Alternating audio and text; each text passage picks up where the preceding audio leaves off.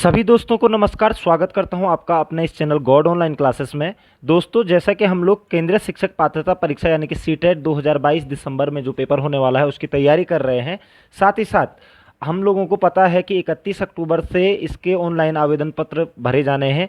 तो आप लोग अपनी तैयारियों में जुट गए होंगे दोस्तों, और आप बिना परीक्षा की डेट का इंतज़ार किए हुए अपनी तैयारियों में लग जाइए, क्योंकि परीक्षा ने दिसंबर 15 के बाद और जनवरी 15 के बीच में ऑनलाइन मोड में होनी है।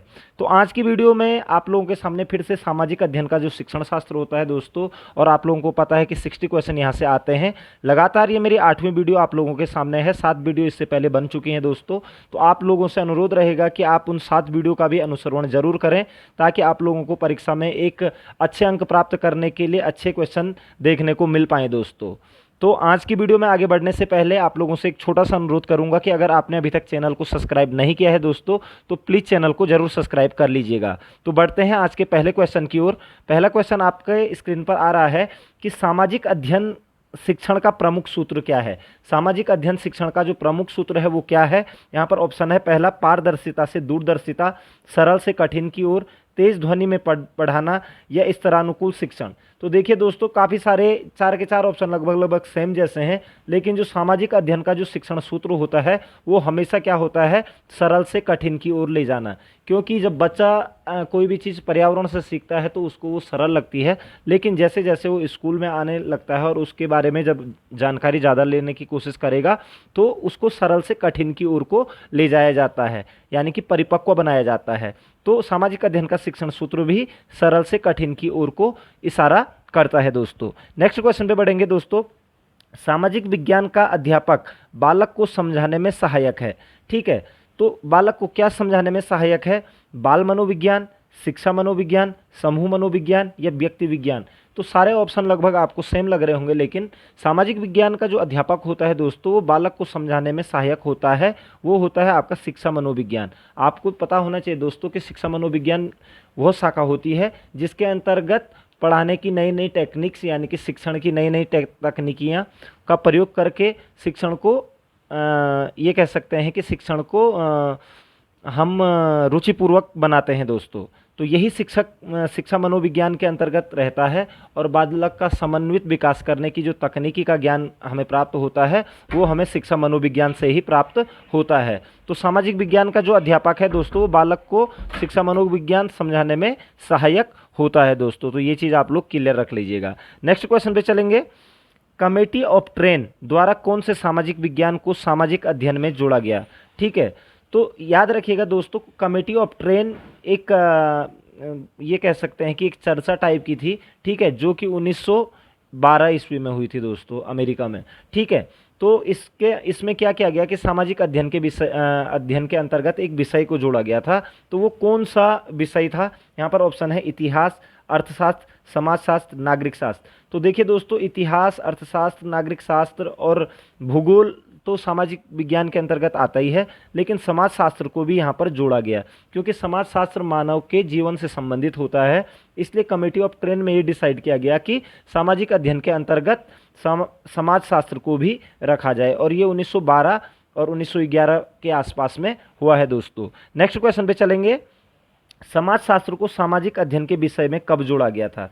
ठीक है, तो सामाजिक अध्ययन समाजशास्त्र को कब जोड़ा गया था? तो यहाँ पर ऑप्शन है 1908, 1909, 1910 या 1911। तो 1911 दोस्तों याद रख लीजिएगा, कमेटी ऑफ ट्रेन। ठीक है, तो ये 1911 में ही हुआ था, और इसमें समाजशास्त्र को सामाजिक अध्ययन के विषय के रूप में जोड़ा गया था दोस्तों। नेक्स्ट क्वेश्चन पे चलेंगे। शिक्षण में पुनर्बलन पर सर्वाधिक बल किसने दिया था? तो पुनर्बलन का जो सिद्धांत है वो किसने दिया था? यहाँ पर है ऑप्शन स्किनर ने, ह्यूम ने, बवेचा ने या थ्रस्टन ने। तो आप सभी को पता है क्रिया प्रसूत सिद्धांत स्किनर का है, ठीक है ना। तो पुनर्बलन की बात की है वो उसमें, ठीक है। तो शिक्षण में पुनर्बलन पर सर्वाधिक बल किसने दिया है? तो आप कहेंगे स्किनर ने दोस्तों। ये बहुत इंपॉर्टेंट क्वेश्चन भी है और कई बार आ जाता है ये, ठीक है। नेक्स्ट क्वेश्चन पे बढ़ेंगे। कृषि में हरित क्रांति के जन्मदाता कौन माने जाते हैं? तो हरित क्रांति के जनक कौन माने जाते हैं?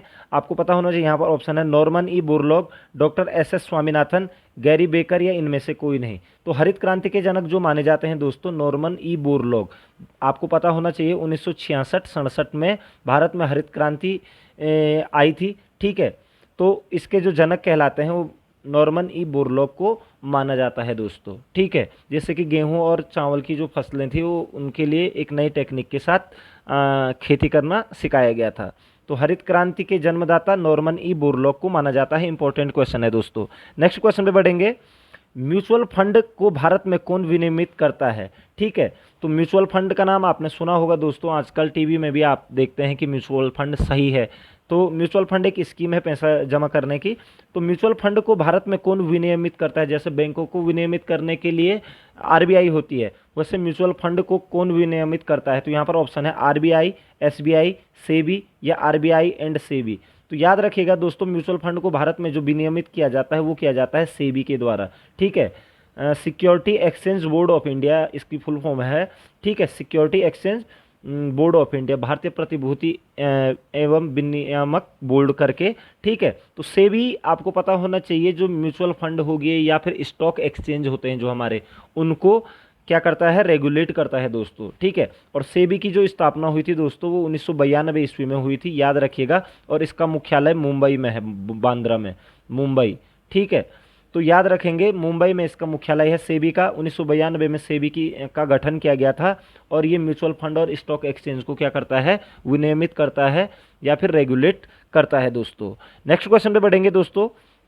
अक्टूबर क्रांति किस देश से संबंधित है? बहुत इंपॉर्टेंट क्वेश्चन है, ये क्वेश्चन भी कई बार पूछ लिया जाता है कि अक्टूबर क्रांति किस देश से संबंधित है। यहाँ पर ऑप्शन है अमेरिका, फ्रांस, रूस और जर्मनी। दोस्तों आपको पता होगा कि जो रूस की क्रांति हुई थी 1917 में, ठीक है, 1917 में जो क्रांति हुई थी रूस की, सशस्त्र विद्रोह किया था रूस के सैनिकों ने। ठीक है, वो अक्टूबर के महीने में किया था, इसीलिए रूस की क्रांति को क्या कहा जाता है? अक्टूबर क्रांति के नाम से भी जाना जाता है और ये 1917 में हुई थी दोस्तों। तो अगर आपको वीडियो पसंद आ रही है दोस्तों तो ज़रूर लाइक कीजिएगा और शेयर भी करेंगे अपने दोस्तों के साथ, और सब्सक्राइब करना अगर भूल गए हैं दोस्तों तो ज़रूर कर लीजिएगा। नेक्स्ट क्वेश्चन पे बढ़ते हैं। भारत ने महाकाली संधि किस देश के साथ की थी? महाकाली संधि। ठीक है, तो यहाँ पर ऑप्शन है पाकिस्तान, नेपाल, चीन या यहाँ पर चीन दो बार आ गया है। ठीक है, तो पाकिस्तान, नेपाल, चीन या इनमें से कोई नहीं है मान लीजिए। तो महाकाली संधि किस देश के साथ की थी? तो याद रखेंगे दोस्तों, महाकाली संधि नेपाल के साथ हुई थी और 1996 में हुई थी ये संधि। ठीक है, क्योंकि जो काली नदी है, काली नदी पर पंचेश्वर बांध है दोस्तों। काली नदी के पानी के बंटवारे के लिए भारत और नेपाल के बीच में महाकाली संधि हुई थी 1996 में, याद रखेंगे। ठीक है, तो महाकाली जो नदी है या काली नदी है जो भारत की, वो भारत होते हुए नेपाल में भी जाती है, तो उसके जल का बंटवारे के लिए एक संधि हुई थी, महाकाली संधि दोस्तों, भारत और नेपाल के बीच में। इंपॉर्टेंट क्वेश्चन है। नेक्स्ट क्वेश्चन पे चलेंगे। निम्नलिखित में से किस अधिनियम के द्वारा पहली बार शिक्षा के लिए धन मुहैया कराया गया था? ठीक है, जब अंग्रेजों के टाइम पे जब ईस्ट इंडिया कंपनी आई थी तो शिक्षा पर पहली बार धन मुहैया कब कराया गया था? तो यहाँ पर ऑप्शन है चार्टर अधिनियम 1973, चार्टर अधिनियम 1783, चार्टर अधिनियम 1813 या चार्टर अधिनियम 1833। तो याद रखिएगा दोस्तों, जो शिक्षा के लिए जो धन मुहैया कराया गया था सबसे पहले वो किया गया था चार्टर अधिनियम 1813 ईस्वी के। 1813 ईस्वी में 1 लाख रुपया आया था शिक्षा के खर्च के लिए, लेकिन उसको खर्चा नहीं किया गया। उसके बाद तब 1833 में इस 1 लाख रुपए को कैसे खर्चा करना है, लॉर्ड मैकाले को भारत बुलाया गया और उन्होंने भारत में अंग्रेजी शिक्षा के साथ साथ भारत की शिक्षा व्यवस्था पर भी ध्यान दिया था दोस्तों। तो धन मुहैया कराया गया था 1813 ईस्वी में, याद रखिएगा। ठीक है, और वो राशि थी 1 लाख रुपये उस समय की। ठीक है, नेक्स्ट क्वेश्चन पे चलेंगे दोस्तों। भारत सरकार अधिनियम 1935 की विशेषताओं का अवलोकन कीजिए। ठीक है, आपने भारत सरकार अधिनियम 1935 पढ़ा होगा, तो उसकी जो विशेषताओं का अवलोकन करना है। तो पहला है भारतीय संघ की व्यवस्था, दूसरा है भारतीय संघ में अनिवार्य राज्यारोहण और प्रांतों का आंशिक पुनर्गठन। उपरोक्त कथनों में से कौन सा कथन सही है?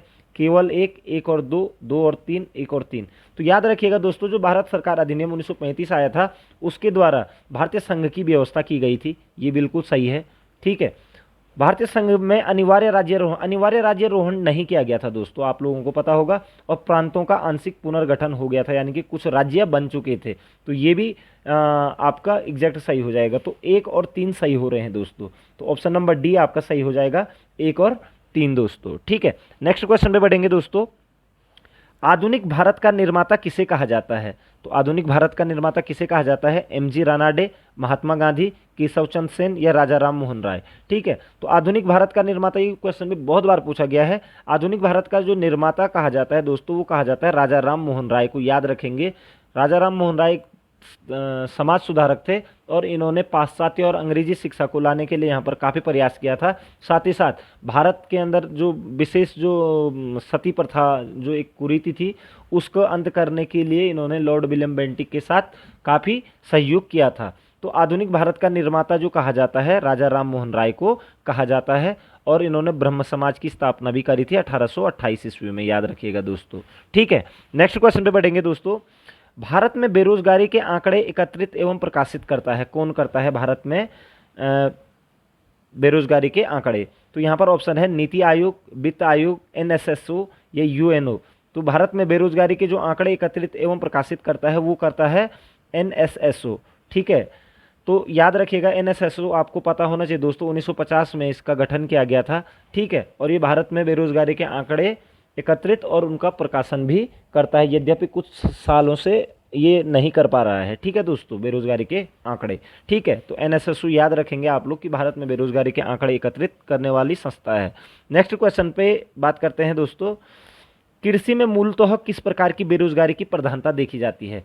कृषि में किस प्रकार की बेरोजगारी देखने को मिलती है? यहाँ पर ऑप्शन है संरचनात्मक बेरोजगारी, खुली बेरोजगारी, अदृश्य बेरोजगारी या घर्षणात्मक बेरोजगारी। तो देखिए दोस्तों, जो कृषि में जो बेरोजगारी दिखती है वो दिखती है अदृश्य बेरोजगारी। अदृश्य बेरोजगारी उसे कहते हैं जब क्या होता है दोस्तों कि काम करने मतलब उत्पादन, ये कह सकते हैं कि काम करने के लिए जितने लोग चाहिए उससे ज़्यादा लोग क्या रहते हैं उस काम को कर रहे होते हैं, तो उनकी जो सीमांत लागत होती है वो क्या हो जाती है, शून्य से नीचे हो जाती है। यानी कि अगर वो लोग ना भी करें उस काम को तब भी वो काम का उत्पादन उतना ही रहता है। तो कृषि में भी यही देखा जाता है, क्योंकि भारत एक कृषि प्रधान देश है दोस्तों, और यहाँ पर कृषि के अंतर्गत क्या होता है कि 58 to 60% लोग आज भी भारत में कृषि पर ही निर्भर रहते हैं। ठीक है, तो इन लोगों का क्या होता है कि पूरा परिवार ही कृषि का काम करता है, यद्यपि अगर उनमें से कुछ कम भी करते तो वो उत्पादन उतना ही होता। तो ये कह सकते हैं कि कुछ लोग अदृश्य होकर के भी बेरोजगार बने रहते हैं। तो कृषि में मुख्यतः अदृश्य बेरोजगारी देखने को मिलती है दोस्तों। ठीक है, और यही अदृश्य बेरोजगारी ही लगभग प्रच्छन्न बेरोजगारी के समान होती है दोस्तों। नेक्स्ट क्वेश्चन पे चलेंगे। प्रच्छन्न बेरोजगारी का अर्थ है, आगे क्वेश्चन, प्रच्छन्न बेरोजगारी का क्या अर्थ है? काम करने के इच्छुक होना और काम न मिलना, पूरे वर्ष भर प्रत्येक दिन काम न मिलना, विशाल श्रमिक शक्ति का नियोजित करने के लिए पूंजी का अपर्याप्त होना, या आवश्यकता से अधिक लोगों का कार्यरत होना। तो बिल्कुल प्रच्छन्न बेरोजगारी वही होती है दोस्तों कि आवश्यकता से अधिक लोगों का कार्यरत होना। ठीक है, जब आवश्यकता से अधिक लोग कार्यरत हो जाते हैं तो उनका जो सीमांत लागत होती है या सीमांत उत्पादकता होती है दोस्तों, वो शून्य हो जाती है, शून्य से कम हो जाती है। तो इसे ही हम क्या कहते हैं, प्रच्छन्न बेरोजगारी कहते हैं, कि जब आवश्यकता से अधिक लोगों का कार्यरत होते हैं जब लोग। ठीक है, नेक्स्ट क्वेश्चन पे बढ़ेंगे। भारत में ग्रामीण क्षेत्रों में कौन सी बेरोजगारी सर्वाधिक पाई जाती है? ठीक है, तो भारत में ग्रामीण क्षेत्रों में कौन सी बेरोजगारी सर्वाधिक पाई जाती है? एक है यहाँ पर मौसमी बेरोजगारी, अदृश्य बेरोजगारी, उपयुक्त तो दोनों या इनमें से कोई नहीं। तो देखिए दोस्तों, अदृश्य बेरोजगारी तो मैं आप लोगों को समझा चुका हूँ कि काम में अधिक लोगों का होना, यानी कि जिस काम को करने के लिए कम लोगों की ज़रूरत थी उससे भी ज़्यादा लोगों का उस काम में होना पाया जाता है। और एक मौसमी बेरोजगारी होती है दोस्तों, मौसम के हिसाब के अनुसार, जैसे कि भारत एक कृषि प्रधान देश है और क्या होता है कि कृषि के टाइम पर कुछ टाइम बाद कृषि 2 या 3 महीने के बीच में उनको कोई काम नहीं रहता है, तो वो मौसमी बेरोजगारी के अंतर्गत आ जाते हैं। जैसे सेब बागान वाला आदमी है तो वो 7-8 महीने तो उसके पीछे क्या करता है, बागानी करता है, लेकिन वर्ष के 2-3 महीने ऐसे होते हैं जब उसको कोई काम नहीं रहता है फल पकने तक। ठीक है, तो उसे हम क्या कहते हैं, मौसमी बेरोजगारी कहते हैं दोस्तों। तो भारतीय ग्रामीण क्षेत्रों में दोनों प्रकार की बेरोजगारी पाई जाती है, मौसमी बेरोजगारी भी पाई जाती है और अदृश्य बेरोजगारी भी पाई जाती है। तो उपयुक्त तो दोनों आ जाएगा आपका। तो बागवानी में मुख्य रूप से मौसमी बेरोजगारी और कृषि में अदृश्य टाइप की बेरोजगारी पाई जाती है, और बागवानी और कृषि दोनों ही भारतीय ग्रामीण क्षेत्रों में किया जाता है दोस्तों। तो आप कहेंगे उपयुक्त तो दोनों बेरोजगारी पाई जाती है दोस्तों। नेक्स्ट क्वेश्चन पे बढ़ेंगे। राष्ट्रीय ग्रामीण विकास संस्थान कहाँ स्थित है। ठीक है, तो राष्ट्रीय ग्रामीण विकास संस्थान कहाँ स्थित है? यहाँ पर ऑप्शन है शिमला, हैदराबाद, पटना, नई दिल्ली। तो आप लोगों को पता है 1977 ईस्वी में राष्ट्रीय ग्रामीण विकास संस्थान की स्थापना की गई थी हैदराबाद में। याद रखेंगे, हैदराबाद में राष्ट्रीय ग्रामीण विकास संस्थान स्थित है, जो कि तेलंगाना राज्य में पड़ता है दोस्तों आज की डेट में। ठीक है, तो राष्ट्रीय ग्रामीण विकास संस्थान की स्थापना किस वर्ष हुई थी? तो 1977 में हुई थी। और कहाँ हुई थी दोस्तों? हैदराबाद में है इसका मुख्यालय। ठीक है, नेक्स्ट क्वेश्चन पे बढ़ेंगे। वैश्वीकरण यानी कि ग्लोबलाइजेशन का अर्थ है क्या है? अर्थव्यवस्था का एकीकरण, वित्तीय बाजार का एकीकरण, घरेलू अर्थव्यवस्था का वैश्विक अर्थव्यवस्था के साथ एकीकरण, या अर्थव्यवस्था के विभिन्न खंडों का एकीकरण। तो याद रखिएगा दोस्तों, जो घरेलू अर्थव्यवस्था का वैश्विक अर्थव्यवस्था के साथ जब एकीकरण होता है उसे ही हम क्या कहते हैं? वैश्वीकरण कहते हैं दोस्तों। ठीक है, घरेलू अर्थव्यवस्था का वैश्विक यानी कि विश्व की अर्थव्यवस्था के साथ जब एकीकरण होता है, विश्व के विभिन्न देशों की अर्थव्यवस्थाओं के साथ जब क्या होता है? एकीकरण होता है। या फिर ऐसा कह सकते हैं कि एक देश का विश्व के अन्य देशों के साथ जो अर्थव्यवस्था का एकीकरण होता है उसे ही हम क्या कहते हैं? ग्लोबलाइजेशन या फिर वैश्वीकरण कहते हैं दोस्तों। तो आई होप आप लोगों को समझ आ चुका होगा। नेक्स्ट क्वेश्चन पे बढ़ेंगे। भारत के लिए नियोजित अर्थव्यवस्था यानी कि प्लान्ड इकोनॉमी फॉर इंडिया नामक पुस्तक के लेखक कौन है? भारत में अगर उसकी बात की जाए कि अगर पंचवर्षीय योजना की अगर हम बात की जाए तो यहीं से शुरू होती है दोस्तों। कहीं ना कहीं भारत के लिए एक पुस्तक लिखी गई थी, प्लान्ड इकोनॉमी फॉर इंडिया, यानी कि भारत के लिए नियोजित अर्थव्यवस्था। तो ये पुस्तक किसने लिखी है? Planned economy for India. तो यहाँ पर है श्री मन Narayan, Shri M.N. Roy, sir S Visvesvaraya या जयप्रकाश नारायण। तो याद रखिएगा, प्लान्ड इकोनॉमी फॉर इंडिया जो पुस्तक थी 1934 ईस्वी में लिखी गई थी दोस्तों, और सर एस विश्वेश्वरैया के द्वारा लिखी गई थी। प्लान्ड इकोनॉमी ऑफ इंडिया पुस्तक सर एस विश्वेश्वरैया द्वारा 1934 में लिखी गई थी, और इन्होंने भारत में नियोजन के लिए एक 10 वर्षीय योजना की बात कही थी। 10 वर्षीय योजना की बात की थी दोस्तों इन्होंने। ठीक है, तो याद रखेगा, सर एस विश्वेश्वरैया की पुस्तक है प्लान्ड इकोनॉमी फॉर इंडिया दोस्तों। नेक्स्ट क्वेश्चन पे बढ़ेंगे। Planning and the poor, planning and the poor पुस्तक के लेखक कौन है? तो प्लानिंग एंड द पुअर पुस्तक के लेखक कौन है? यहाँ पर डेविड रिकार्डो, B.S. मिन्हास, गुरनार मिल्डर या J.K. मेहता। ठीक है, तो ये दोस्तों ये पुस्तक है आपकी B.S. मिन्हास की, कई बार पूछ लिया जाता है। प्लानिंग एंड द पुअर पुस्तक के लेखक हैं B.S. मिन्हास। ठीक है, इस पुस्तक के अंतर्गत इन्होंने विभिन्न प्रकार की जो बेरोजगारियां पाई जाती हैं विश्व स्तर पर, उनके ये कह सकते हैं कि उनका डाटा लिया था, और उसके आधार पर बताया गया था कि किस प्रकार से हम इस चीज़ को दूर कर सकते हैं। ठीक है, तो प्लानिंग एंड द पुअर पुस्तक B.S. मिन्हास की पुस्तक है दोस्तों। ठीक है, नेक्स्ट क्वेश्चन पे चलेंगे। भारत में सीमांत किसानों में निम्नलिखित में से कितनी धारिता वाले किसानों की सम्मिलित किया जाता है? आपको पता है दोस्तों, भारत में 3 प्रकार के किसान पाए जाते हैं। एक होता है सीमांत, ठीक है, उसके बाद दूसरा होता है लघु किसान, और तीसरा होता है बृहद किसान, बृहद या बड़े किसान। ठीक है, बृहद किसान। ठीक है, तो जो सीमांत किसान होते हैं दोस्तों, उनका जो होता है, उनका 1 हेक्टेयर या 1 हेक्टेयर से कम की जो ज़मीन वाले जो किसान होते हैं, यानी कि 2.5 एकड़ तक जिनके पास ज़मीन होती है, वो सीमांत किसान के अंतर्गत आते हैं। लघु किसान जो होते हैं दोस्तों, उनके पास 2 हेक्टेयर तक की ज़मीन होती है दोस्तों। ठीक है, 2 हेक्टेयर तक की यानी कि 5 एकड़ तक की ज़मीन इनके पास होती है। और जो बृहद किसान होते हैं, उनके पास 10 हेक्टेयर या इससे अधिक की ज़मीन होती है। इनको जमींदार भी कहा जाता है या बड़े किसान भी कहा जाता है। तो आप यहाँ पर से लगा सकते हैं कि भारत में जो सीमांत किसान हैं उनकी क्या धारिता क्या होगी? तो 1 हेक्टेयर तक, इसका आंसर हो जाएगा 1 हेक्टेयर तक हो जाएगा सीमांत। और लघु किसानों का 2 हेक्टेयर तक, और बृहद किसानों का 10 हेक्टेयर या उससे अधिक। ठीक है, नेक्स्ट क्वेश्चन पे बढ़ेंगे दोस्तों। निम्नलिखित कथनों में से कौन सा एक भारत के संविधान की 4थी अनुसूची को सही वर्णित करता है? तो 4थी अनुसूची में क्या है? आपने देखा होगा कि भारतीय संविधान में 12 अनुसूचियां हैं दोस्तों। ठीक है, तो इसकी 4थी अनुसूची में क्या है? तो यहाँ पर है, यह संघ और राज्य के मध्य शक्तियों का विवरण का स्कीम रखता है। ये बिल्कुल नहीं है, क्योंकि ये तो 7वीं अनुसूची में है। यह राज्यों के परिषदों में सीटों का बंटवारा करता है, यानी कि राज्यसभा की सीटों का जो बंटवारा किया जाता है वो अनुसूची 4 में है दोस्तों, याद रखेंगे। और यही इसका क्या बन जाएगा? आंसर बन जाएगा। राज्यों के परिषदों में सीटों का बंटवारा, यानी कि राज्यसभा की जो सीटों का बंटवारा किया गया है वो भारतीय संविधान के किस अनुसूची में किया गया है? तो आप कहेंगे 4थी अनुसूची में किया गया है दोस्तों, याद रखेंगे। ठीक है, उसके बाद संविधान में सूचित भाषाओं की बात करें तो वो आपका 8वीं अनुसूची में है। और यह आदिवासी क्षेत्रों में शासन संबंधी प्रावधान, तो उसके लिए आपका 5 और 6 अनुसूचियां हैं दोस्तों। ठीक है, तो याद रखिएगा राज्यों में राज्यों राज्यसभा की सीटों का जो प्रावधान किया जाता है प्रत्येक राज्य से, उनका निर्धारण किया गया है 4वीं अनुसूची में दोस्तों। नेक्स्ट क्वेश्चन पे बढ़ेंगे। निम्नलिखित में से कौन नई जोड़ी गई अनुसूची नहीं है? नई जोड़ी गई अनुसूची नहीं है, यानी कि जो मूल संविधान में थी और बाद में नहीं जोड़ी गई। ठीक है, तो यहाँ पर है ऑप्शन 8वीं अनुसूची, 9वीं अनुसूची, 10वीं अनुसूची या 11वीं अनुसूची।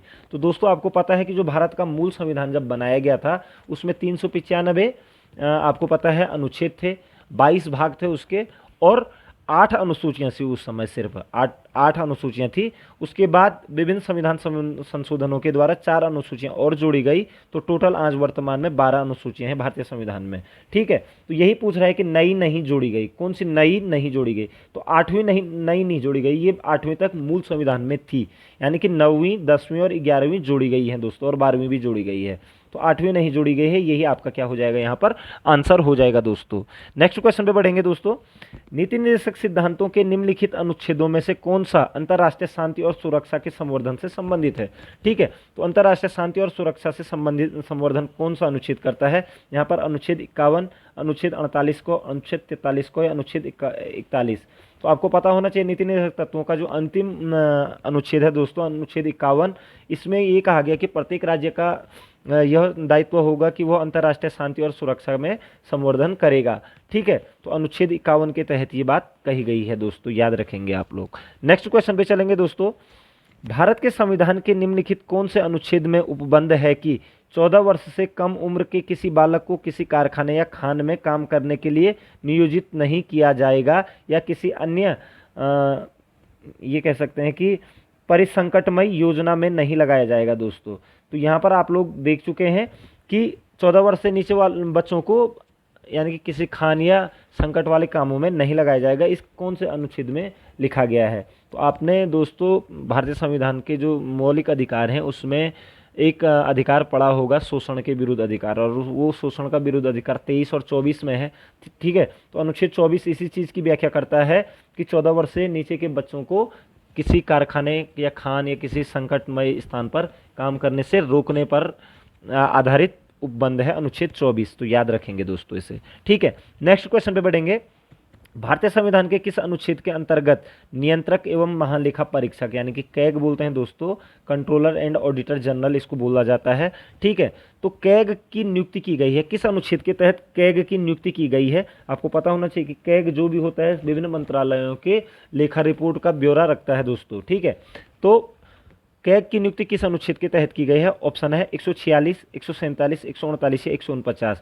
तो इसका एग्जैक्ट आंसर है दोस्तों अनुच्छेद 149 के तहत भारत में नियंत्रक एवं महालेखा परीक्षक की नियुक्ति होती है, यानी कि कैग की नियुक्ति होती है। और वर्तमान में आपको पता होना चाहिए दोस्तों गिरीश चंद्र मुर्मू, ठीक है, गिरीश चंद्र मुर्मू भारत के क्या हैं? कैग हैं दोस्तों, यानी कि नियंत्रक एवं महालेखा परीक्षक हैं दोस्तों। ठीक है, नेक्स्ट क्वेश्चन पे बढ़ेंगे दोस्तों। भारत के प्रत्येक नागरिक का कर्तव्य होगा प्राकृतिक पर्यावरण का संरक्षण एवं सुधार, यह कथन भारतीय संविधान के किस अनुच्छेद से संदर्भित है? ठीक है, तो भारत के प्रत्येक नागरिक का कर्तव्य होगा कि प्राकृतिक पर्यावरण का संरक्षण एवं सुधार। ठीक है, आप लोगों ने दोस्तों अनुच्छेद 48 पढ़ा होगा जिसमें पशुपालन और कृषि के संवर्धन की बात की गई है। तो 48(1) में यही बात कही गई है दोस्तों कि प्रत्येक नागरिक का यह कर्तव्य होगा कि वह प्राकृतिक पर्यावरण का संरक्षण एवं सुधार करने की कोशिश करेगा, और इसके लिए राज्यों को ये बात कही गई है कि वो इसके लिए ज़्यादा से ज़्यादा प्रयास करें नीति निर्देशक सिद्धांत के अंतर्गत। ठीक है, और 48 में ये बात भी गौ हत्या को निषेध किया गया है दोस्तों, ये बात भी है 48 में। ठीक है, गौ हत्या को निषेध और बछड़ों का पालन ये चीज़ कही गई है 48 में। 48(a) में प्राकृतिक पर्यावरण का संरक्षण एवं सुधार की बात की गई है दोस्तों। ठीक है, नेक्स्ट क्वेश्चन पे चलेंगे दोस्तों। निम्न में से भारतीय संविधान के किस अनुच्छेद का उपयोग अभी तक नहीं किया गया है? तो कौन सा अनुच्छेद ऐसा है जिसका उपयोग आज तक किया ही नहीं गया है? यहाँ पर ऑप्शन है 60, 352, 356 या 360।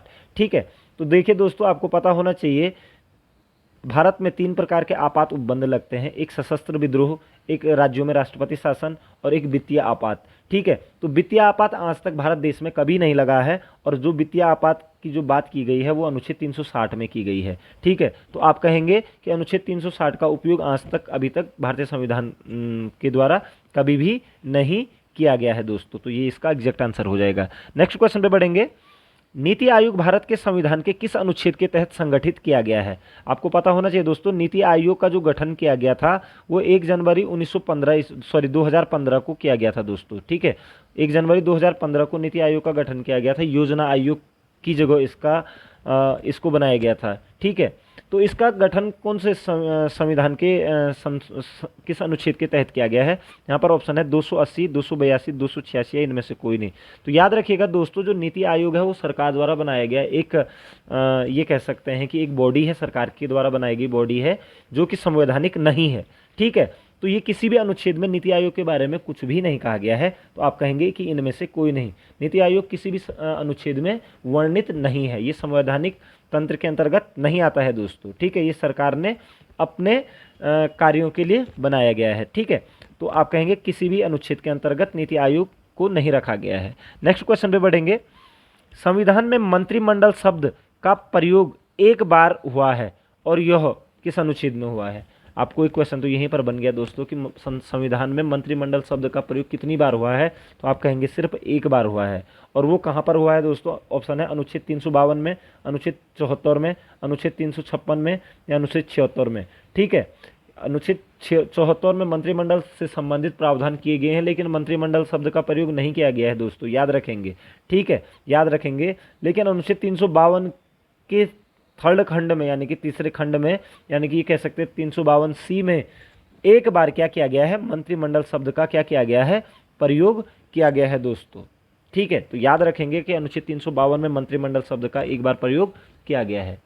तो आशा करता हूं दोस्तों कि आपको वीडियो जरूर पसंद आई होगी। आप लोगों के लिए इंपॉर्टेंट क्वेश्चनों का संकलन मैं हमेशा करते हुए आ रहा हूं। आप लोगों से यही अनुरोध रहेगा कि आप मेरे चैनल को जरूर सब्सक्राइब करें और मेरे साथ बने रहिएगा जब तक आप लोगों का पेपर नहीं हो जाता है। ठीक है, आप लोगों का चयन जरूर होगा। इन्हीं शुभकामनाओं के साथ मिलते हैं अगली वीडियो में। तब तक जय हिंद, जय भारत।